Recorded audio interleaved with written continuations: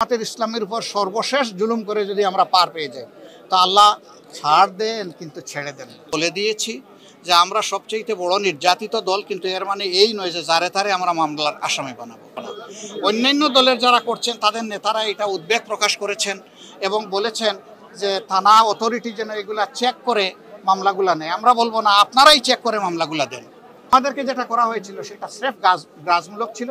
মামলা দায়ের করবো এটা আমাদের ইচ্ছা নেই। আল্লাহ ছাড় দেন কিন্তু ছেড়ে দেন।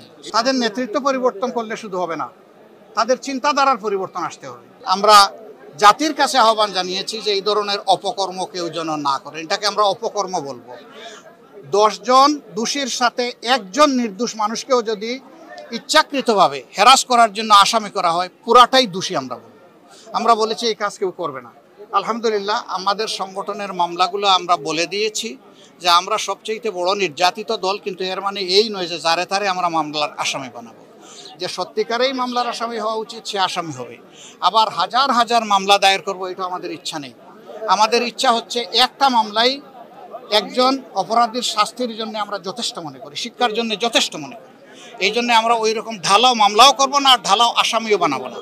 অন্যান্য দলের যারা করছেন তাদের নেতারা এটা উদ্বেগ প্রকাশ করেছেন এবং বলেছেন যে থানা অথরিটি যেন এগুলা চেক করে মামলাগুলা নেয়। আমরা বলবো না, আপনারাই চেক করে মামলাগুলা দেন।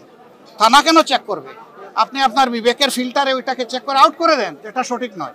যেটা সঠিক সেটাকে রাখেন, তাইলে ন্যায় বিচার পাওয়াটা আমরা আশা করতে পারি। আর যদি অপরাধী লোকের সাথে নিরপরাধ লোককেও আমরা জুড়ে দেই তাহলে ন্যায় বিচারই তো বেঁচতে যাবে।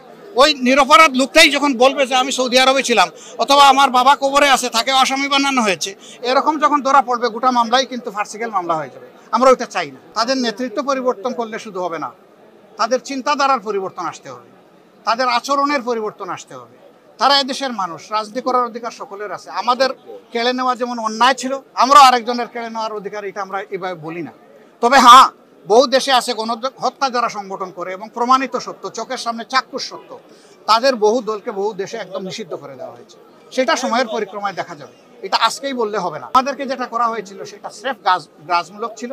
এটা সবাই বুঝেছেন, আপনারাও বুঝেছেন, কেউ বুঝে নাই এমন নাই। যারা করেছেন তারাও বুঝেছেন। 14 দল বসে আমাদেরকে নিষিদ্ধ করবে, আপনি বলেন এটা কোথাও আছে আইনে? এই এখতিয়ার কেউ দিয়েছে তাদেরকে? আমি বলতে পারবো যে আজকে জাসদ নিষিদ্ধ, এই বলার অধিকার আমার আছে? এটা একটা রাষ্ট্রীয় ব্যবস্থাপনার ভিতর দিয়ে যায় অথবা আইনি কাঠামোর ভিতর দিয়ে যায়। তারা কোনো কিছুরই পরোয়া করেন নাই। আসলে ওই সময় দরকার ছিল ছাত্রদের গণ আন্দোলনকে দমন করার জন্য অথবা অন্যদিকে এটার মোড় ঘুরিয়ে দেওয়ার জন্য। জামাতের ইসলামের উপর সর্বশেষ জুলুম করে যদি আমরা পার পেয়ে যাই তো আল্লাহ ছাড় দেন কিন্তু ছেড়ে দেন।